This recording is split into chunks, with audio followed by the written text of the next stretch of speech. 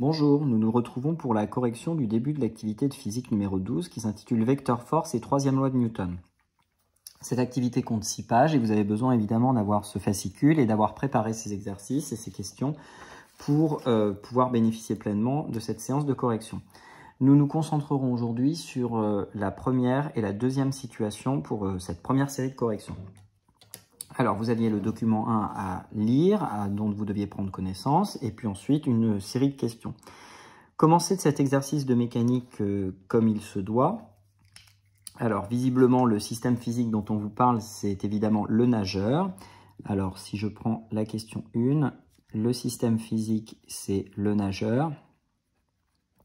Et on va prendre un référentiel, en toute logique terrestre, et plutôt lié à la piscine, c'est-à-dire à l'installation sportive que l'on appelle piscine.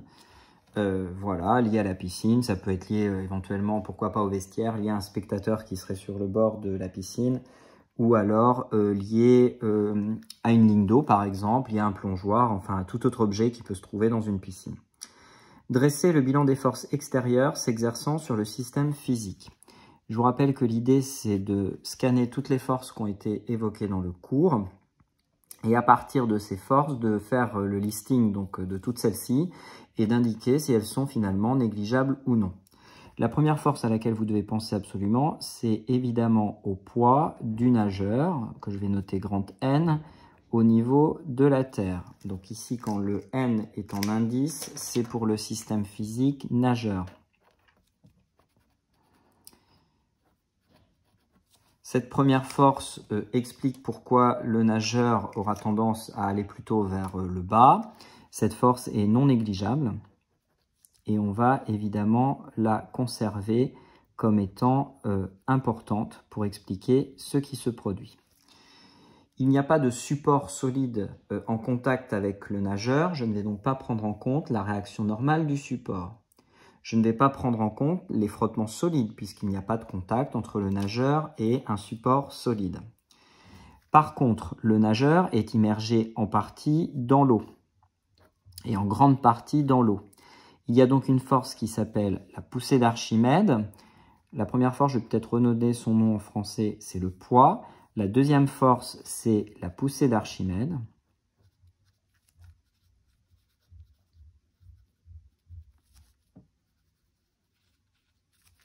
Et cette poussée d'Archimède est due principalement à l'eau, puisque le nageur est immergé dans l'eau. Cette poussée d'Archimède explique pourquoi vous flottez, elle est donc non négligeable. Notre nageur est supposé non pas seulement flotter, mais être en mouvement par rapport au référentiel terrestre que l'on a défini, lié à la piscine. Par conséquent, il va y avoir également des forces de frottement. Alors, ces forces de frottement, ce sont des frottements fluides.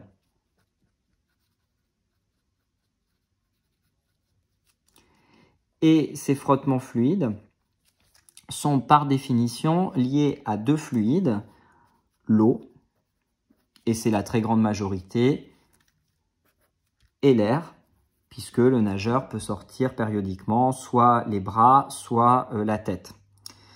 Nous aurons donc une force de frottement fluide qui est quand même majoritairement due au principal fluide qui est au contact du nageur, c'est-à-dire l'eau. Et ces frottements fluides, eh bien, on peut faire le choix soit de les négliger, soit de ne pas les négliger. En l'occurrence, quand on nage, on sait très bien que le fluide va frotter sur nous, mais on peut dans un premier temps les négliger.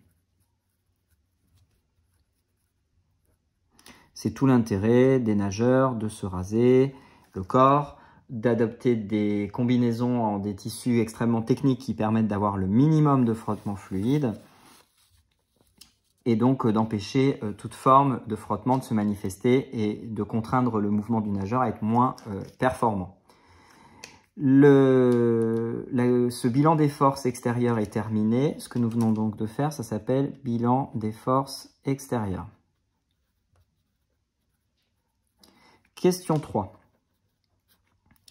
Faire figurer ce bilan des forces extérieures sur un schéma. Sur un schéma, vous devez principalement commencer, évidemment, par votre système physique, votre nageur. Vous pouvez bien sûr, et c'est même très bienvenu, ajouter immédiatement une flèche double symbolisant le mouvement de votre nageur. N'oubliez pas de le légender. Voilà ce mouvement. Vous avez deux vecteurs force non négligeables à faire figurer sur ce schéma, et ce sont les deux seuls. Vous avez le poids. Ce point d'application, vous devez le reproduire par une croix bien nette, comme tout vecteur marqué d'une croix. Sa direction, c'est vertical, le sens, c'est vers le bas, avec une certaine norme. Et je l'ai noté depuis le début, PN-TER. Vous devez également ajouter à votre schéma une deuxième force, c'est la poussée d'Archimède que l'on associe à l'eau. Je vais prendre une autre couleur pour essayer de bien distinguer ce que nous faisons. Nous avons donc un point d'application qui est toujours le point N, le centre de l'objet, mais ici symbolisé par un seul point. Une direction verticale, un sens opposé au poids, donc vers le haut, verticalement. Et cette force, c'est la poussée d'Archimède due à l'eau. Ces bilans des forces extérieures, lorsque vous les schématisez, ont un sens très clair. Ça veut dire que le point N ici est autant entraîné vers le bas par le poids qu'il est entraîné vers le haut par la poussée d'Archimède de l'eau. Et c'est ce qui explique que votre nageur ne va ni sortir de l'eau, ni couler au fond de l'eau. Je pourrais bien sûr rajouter une toute dernière force, si j'ai décidé qu'elle n'était pas négligeable. C'est la force de frottement fluide qui s'applique au même point N. Je décale exprès pour bien rendre clair mon schéma.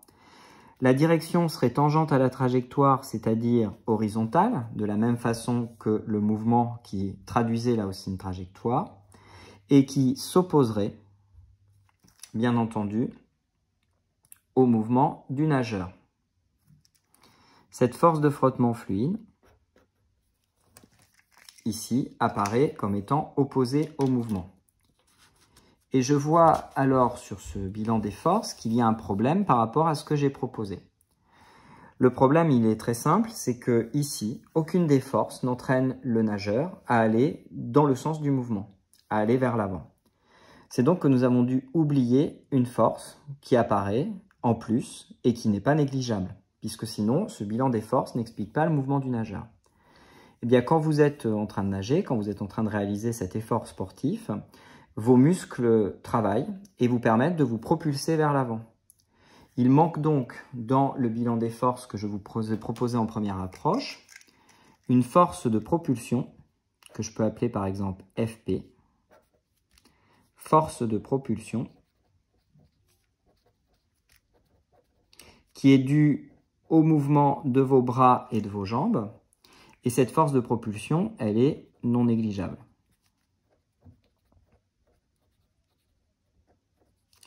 Cette force de propulsion que je vais maintenant ajouter légitimement sur le schéma s'applique toujours au point N. Et cette fois-ci, cette force indispensable pour comprendre la situation physique, c'est qu'elle est horizontale et elle entraîne le nageur vers l'avant.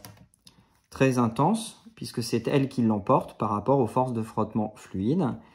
Et cette force de propulsion, c'est elle qui va expliquer que le nageur va pouvoir adopter le mouvement qui était indiqué sur le schéma juste au-dessus.